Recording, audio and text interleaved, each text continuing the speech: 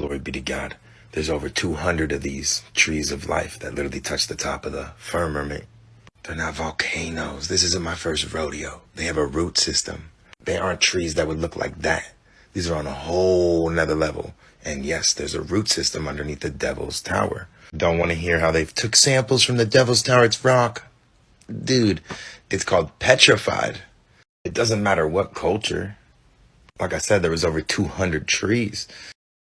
They had pyramids, which came after these because they needed these.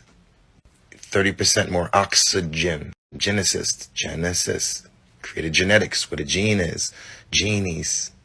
So, all around the world. There's one place in particular called Serra Altana. It's very interesting.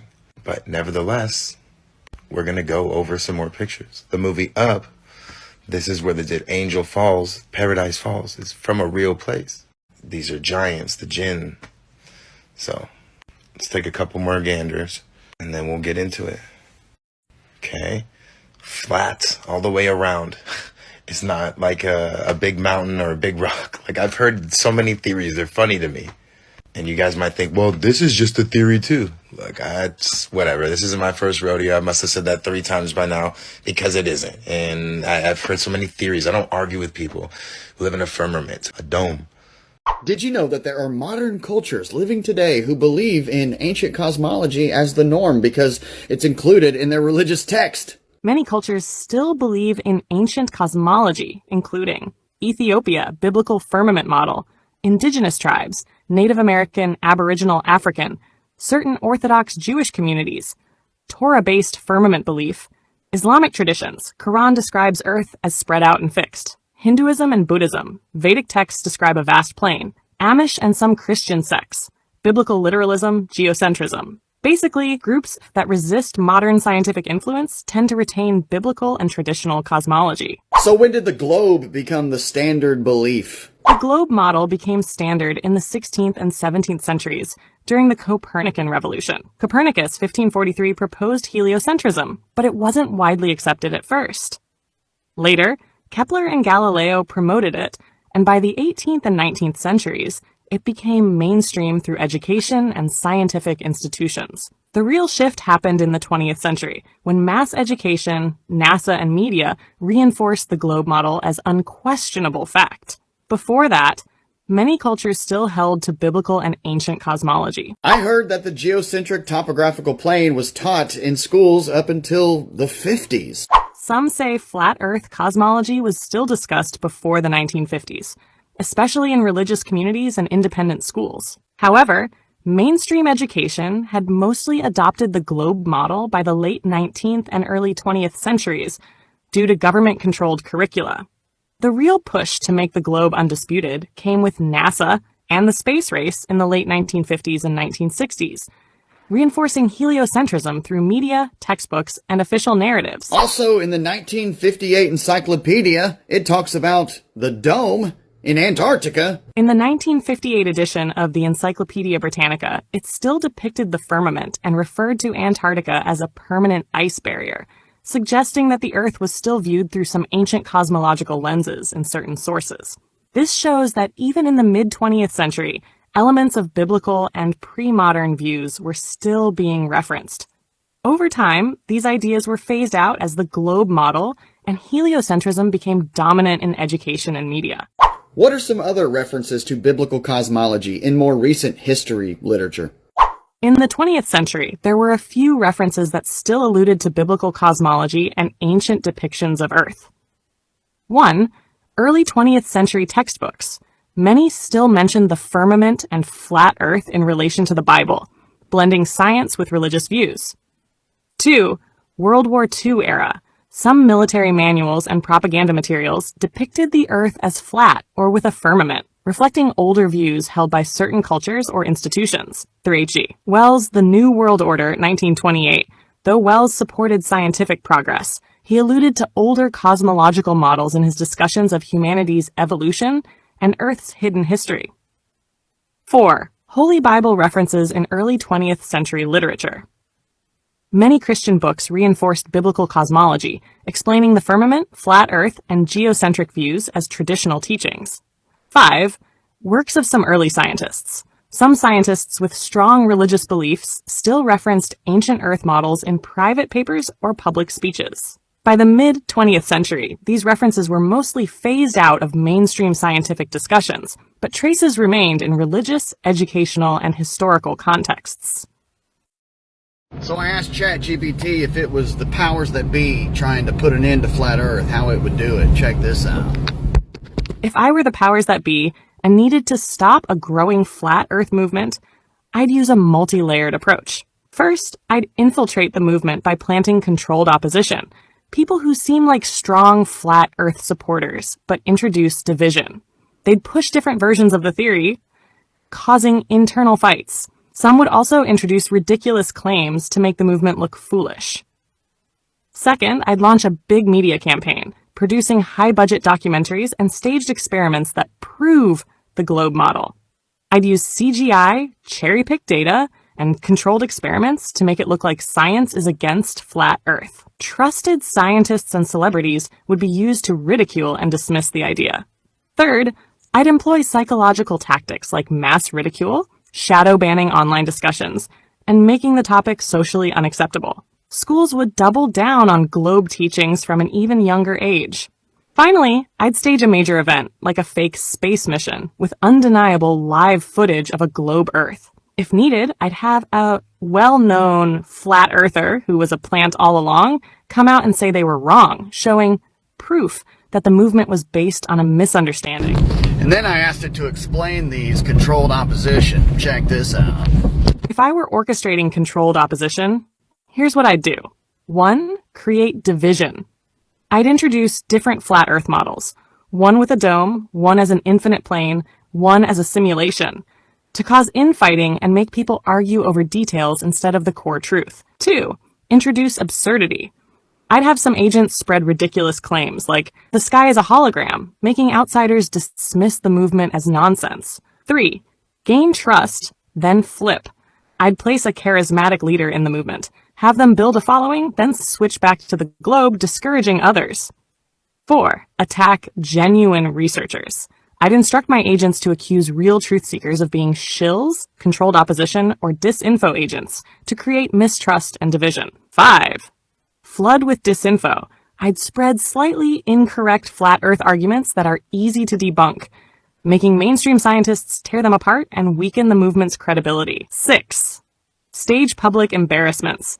I'd arrange high-profile debates where my controlled opposition uses bad arguments, making flat earthers look unprepared or foolish. 7. Push for extreme beliefs. I'd steer the movement toward wild conspiracies unrelated to flat Earth, like reptilian overlords, so the public sees them as irrational. 8. Discourage real tests. I'd make my controlled opposition insist that certain experiments prove flat Earth, but ensure they are flawed, so mainstream scientists can debunk them easily. Here's how a controlled opposition flat Earth content creator would evolve over time.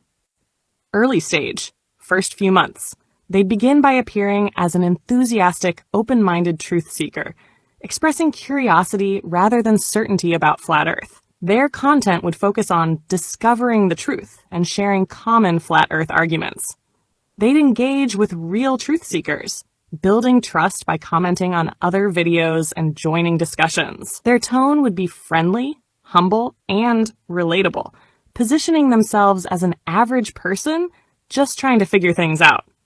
Their content would be beginner-friendly, aimed at newcomers to grow their following. Mid-stage, 6 months in. They'd start introducing subtle division, questioning different flat Earth models. What if it's not the dome theory, but an infinite plane? They'd highlight minor disagreements among researchers, pushing debates over details rather than focusing on the core truth. They'd make strange or misleading claims to make the movement seem less credible, like, what if gravity is just consciousness at different frequencies?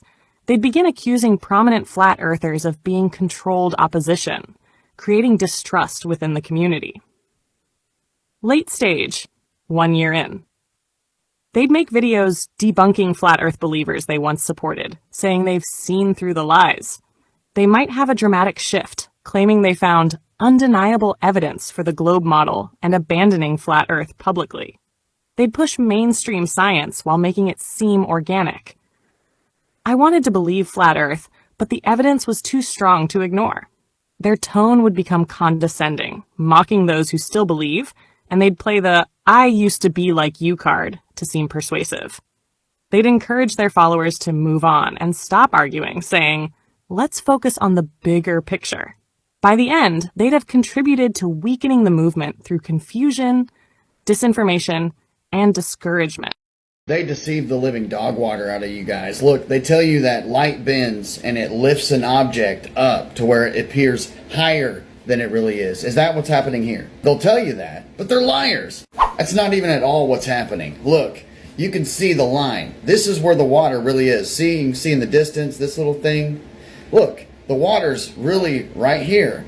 It's that a refraction's causing a mirror of the sky. And they tell you the reason you can see Chicago from across Lake Michigan is because of a superior mirage called a Fata Morgana is taking place. But then you see Chicago during an actual Fata Morgana, and it looks like this. When they say it's curvature, there's all this distortion and it looks terrible. When they say it's refraction, it's crystal clear. They'll tell you, oh, the reason you can see Chicago is because light is bending in such a way that it's a mirage. It's distortion in the atmosphere. Then you take a closer look and it's crisp. Like, look how crisp it is. Besides maybe some wave obstruction and minuscule stuff. But that is like sharp. And then this one they'll say, oh, it's a clear day. That's why you're seeing the obstruction of the earth. Telling you it's Earth curve. Then you get up close and you see the atmospheric compression, the distortion, the mirage. It's like, okay, come on, guys. When you say it's a mirage, it's crystal clear. When you say it's a clear day and it's Earth curve, it's all distorted and compressed and miragey. So, are you just flipping the script on us? Back to the boat. I've heard modern science say that that's a superior mirage, that it's lifting the boat up, that's light bending it up, and that's the actual water line. When we can investigate, we can zoom in and actually see the freaking water line and cities in the background and whatever, and see that it's just a mirage. That's mirroring the sky so it blends with the sky. Gravity has been proven multiple times. You know what's been proven multiple times? This demonstrable reality here. 9.8 meters per second squared. That's an equation for downward acceleration. It's the cause that we've got the beef with, the bending and warping of space-time. Now I could drop this ball over and over and over and calculate its downward acceleration. Now you tell me how that proves that time and space are regarded as fused as a fabric in a four-dimensional continuum flowing into the center of a globe. Oh, wait. You want to know what the real conspiracy theory is?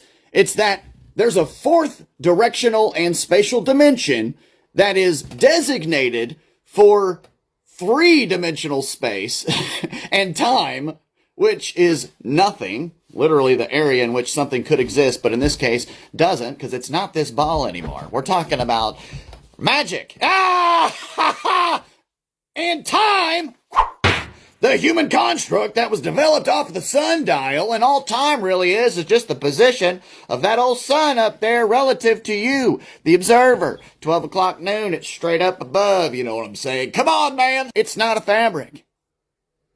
This is how absolutely desperate the globe side is to hold up their narrative. They have to purposefully be deceptive and tell you that the Earth only curves 1 degree, 1 measly degree per 69 miles. There's no way you would see 1 degree. Let's see how many feet that is. Go to the Earth curve calculator, and we're calculating the curve of the Earth from a tangent. So we'll put the eye height at 0 because we're going from our feet, and go out 69 miles. How many feet would it drop from that tangent down after 69 miles? 3,174 feet. No, they don't want to talk in terms of feet because that destroys their narrative. They'll say, yeah, that's only less than a degree away. Why would you be able to see any curvature? But 69 miles is chump change. We've got photographs from over 275 miles away. Now, from a tangent, that would be under 50,371 feet of curvature.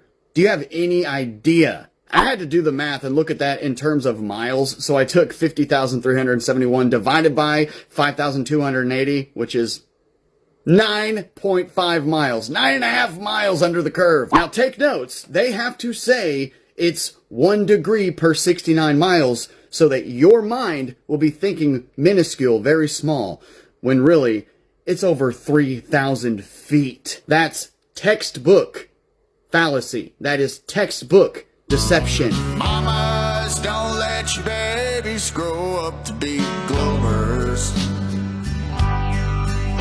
We're told that gravity is this invisible force holding everything down, but have you ever stopped and thought, does that really make sense? Think about it. Gravity is supposed to be strong enough to hold entire oceans to a spinning ball, but weak enough that birds, insects, and even helium balloons can't defy it? How does that work? And then there's the whole everything is pulled toward the center idea. But if gravity pulls everything down, why do clouds float? Why do we see things fall at different speeds? If gravity is pulling objects towards the earth, why does dust or smoke drift horizontally? What if there was a simpler explanation? What if objects fall because they are denser than the medium or air around them? A rock sinks in water not because of some mysterious force, but because the rock is heavier than the water. A helium balloon rises because it's filled with something that's lighter than the air. No magic force needed, just density and buoyancy at work. And here's the wildest part. Gravity is still just a theory. It's never been directly measured or proven, but we're taught to accept it as absolute fact. Why? Nothing gets past the firmament. Listen to this.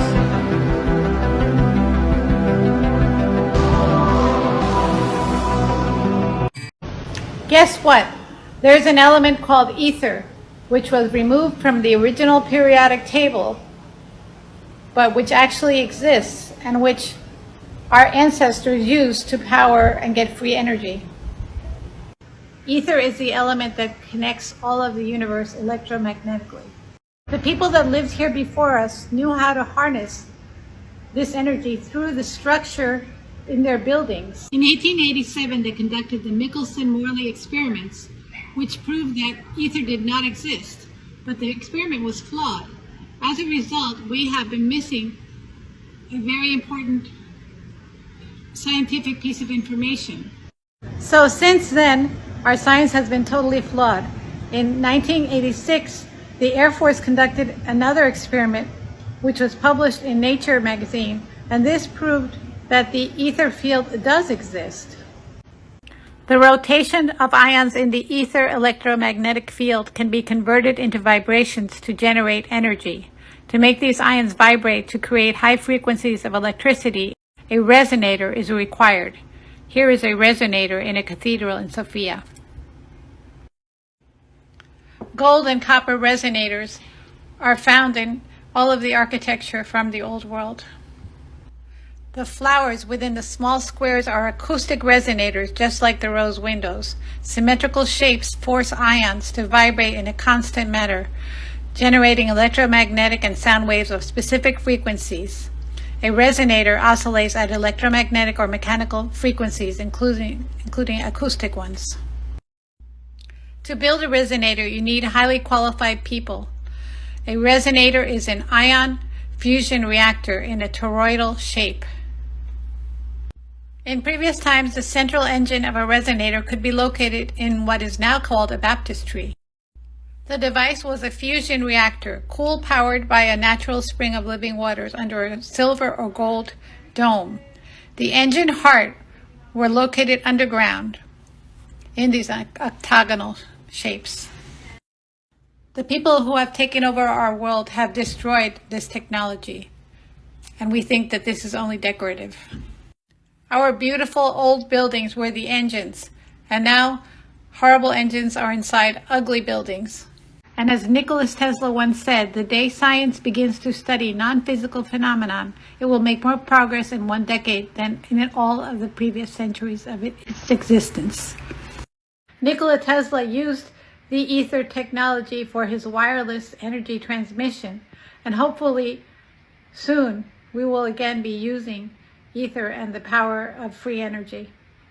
So now we're creating electricity out of thin air. There's nothing new under the sun. This has been done many years ago. This hunk of stone is an air well. The general idea is that it collects moisture in the air and turns it into water. Clean drinking water.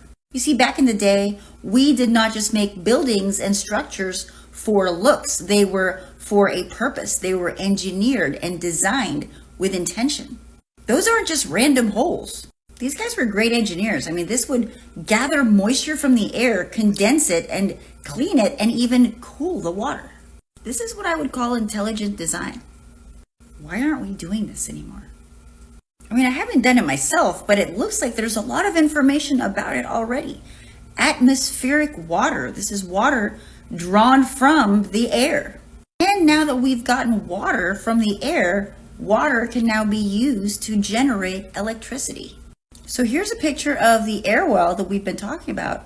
And here's another picture of what looks like an air well, but in fact, that's not an air well. What is that? Oh, look, the Colosseum, an amphitheater for staged performances and housing animals. Are we just looking at a blown up, larger air well that we now call the Colosseum an amphitheater? No, that can't be. Nah. It's close. This here is the engineering design for an air well.